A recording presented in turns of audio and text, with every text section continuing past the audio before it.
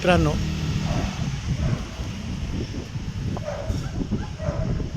मी आजच दुपारी नवी मुंबई एअरपोर्टवरून पुण्याला आलो आणि पुण्यावरून जेवण झाल्यानंतर लगेचच ह्या युतीचे फोटो आणि व्हिडिओ केले आहेत आणि करत आहे. त्याच्यातला दुसरा व्हिडिओ आहे, कारण मोठे व्हिडिओ केले की मग ते लांबलचक होतात. तर मी शॉर्ट व्हिडिओ करत आहे आणि आपण बघा आता.